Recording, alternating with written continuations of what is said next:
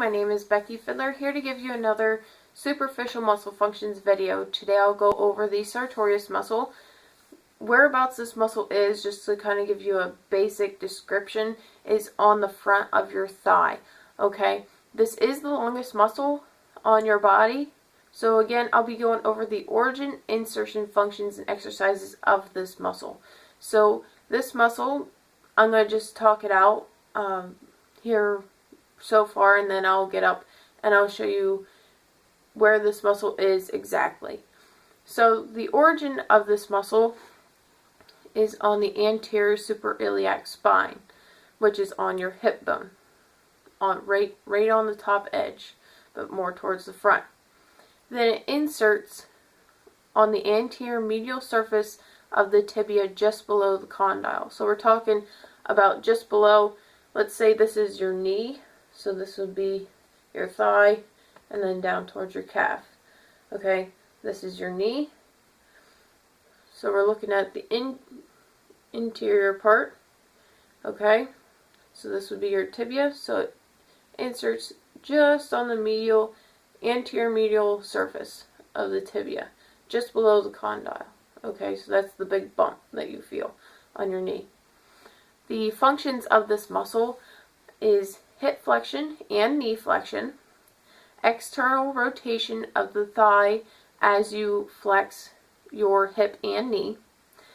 It is in a anterior pelvic rotator, which is just rotating your hips forward. Okay. Then it's also a weak knee internal rotator, which is just turning your knee in towards the center line of your body. And it also does hip abduction. Okay, so I'm going to stand up and I'm going to show you about where this muscle is. And then I'll go over the functions again and I'll give you some exercises. So again, like I said before, it originates on the anterior superiliac spine. Okay, and it inserts down on your knee, on the side of it, on the anterior medial surface of the tibia,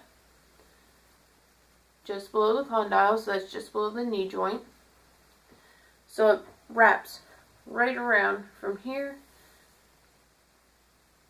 to here. So you can see why it's the longest muscle on your body. So again, it does hip flexion.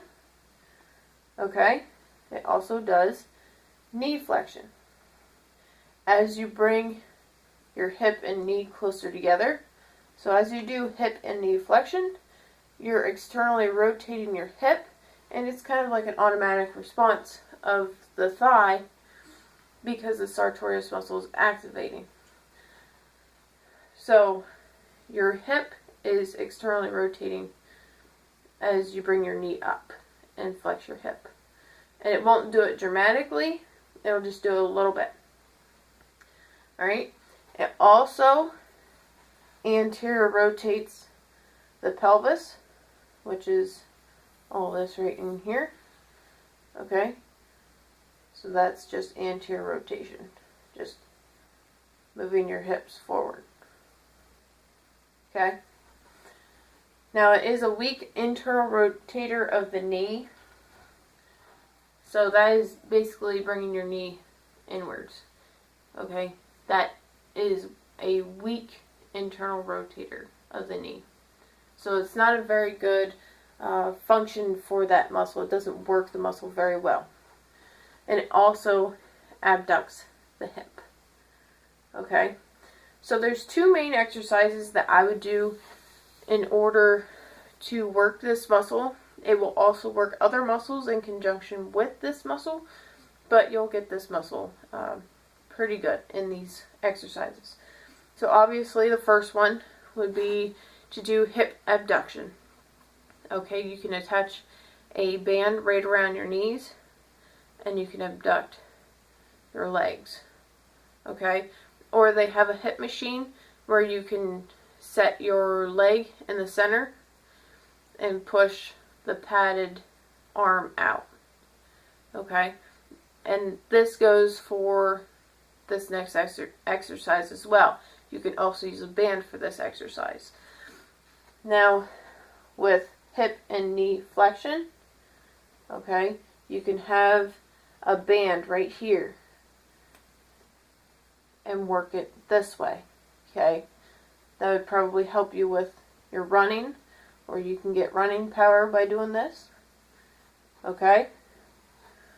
You can also use that hip machine that I discussed as well. You just turn. And for those of you that have seen, I believe it's called the hip rotation or rotator machine.